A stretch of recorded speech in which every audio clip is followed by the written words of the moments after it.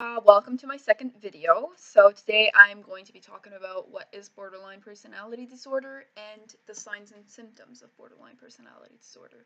So I just have a few notes. I'm going to read them and put them into my own words.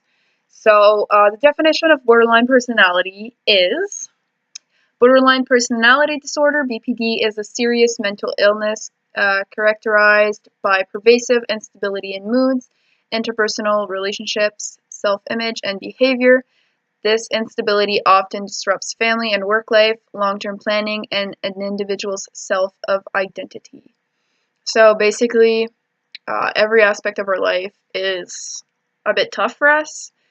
Um, we feel everything very powerful compared to a mentally healthy person. So next up is the signs and symptoms. So the first one, which is the big one, is an effort to avoid real or imagined abandonment. So we do have a sensitivity to rejection. So when we sense that we are being rejected or abandoned, we tend to lash out.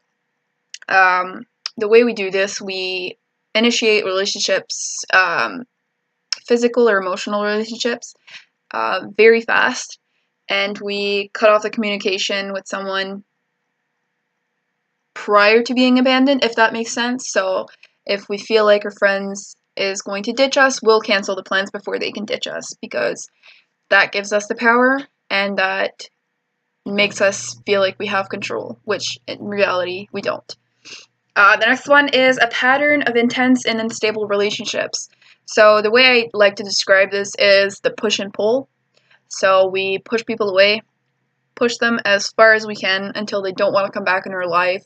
And when we have an idea that they are going to abandon us or reject us, we pull them closer and beg them to be back in our life. The next one is splitting. So this one is another major one. So splitting is going from basically one extreme to the other, because we do have black and white thinking. We don't really have gray area.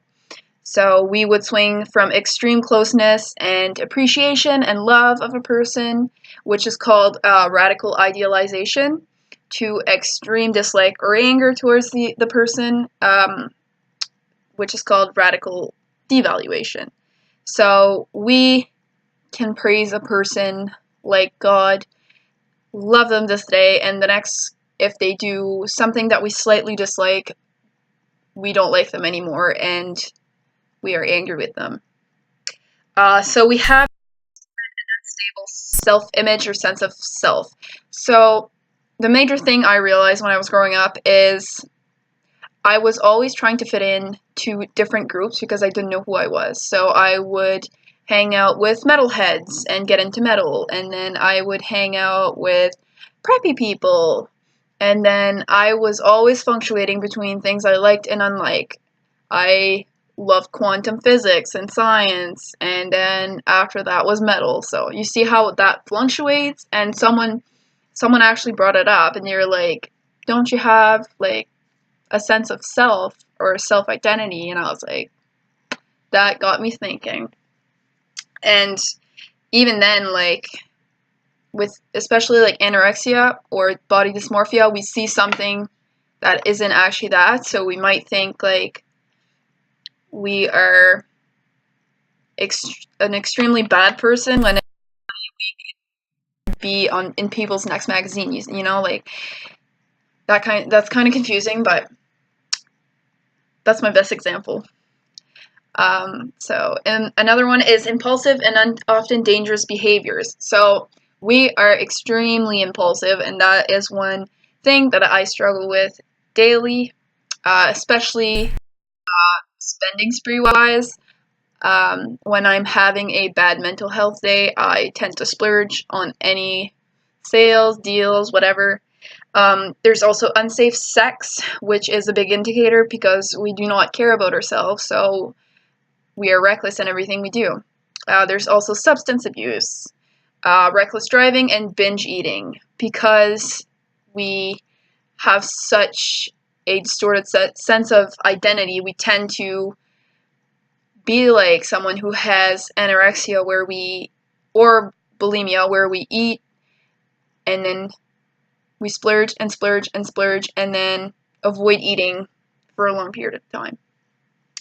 There's also self-harming behavior. So self-harm is not only self-mutilating, which everyone thinks it is, which is cutting, right?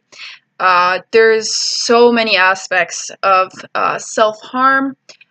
Impulse and self-harm go hand in hand. So some examples of self-harm is kind of like the examples of impulse behaviors and reckless behaviors that I mentioned. So binge eating, not eating enough, picking at wounds to prevent them to heal, substance abuse, but it can also be physical, like cutting, scratching, pinching, punching, all that stuff. Alright, so the next one is reoccurring thoughts of suicidal behavior and threats. This is a big one also because we do really have emotional lability, so our moods are always up and down. We're really like a roller coaster. So our suicidal thoughts and behaviors and threats and all that is usually in crisis, but we do often have periods of severe depression.